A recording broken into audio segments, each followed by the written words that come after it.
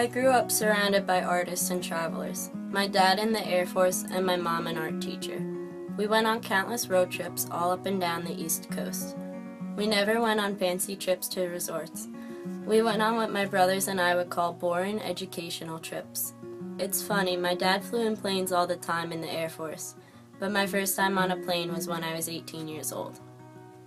Having an artistic mother, I was the second grader that grew up in more art museums than Chuck E. Cheese's. The Louvre Art Museum in Paris, France was a place my brothers and I learned to respect and value. This trip to Paris was something I knew I could not pass up. Of all the Parisian wonders I saw, none took away my breath like the Louvre. It was hard to hold back tears as I walked through the gates of the Louvre. I was finally viewing the famous glass pyramid and the grand French architecture.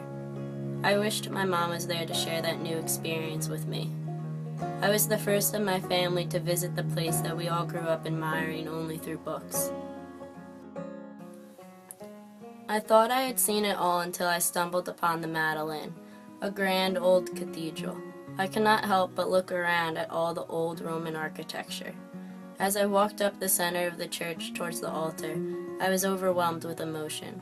I started to thank God for all He had given me. I realized how fortunate I was to be in Paris, in such a beautiful cathedral. I sat at the front of the church and took in the moment. When I walked out of the Madeleine, I stood on the large steps, looking over the busy streets, and once again realized how little I was in such a great, big, curious world.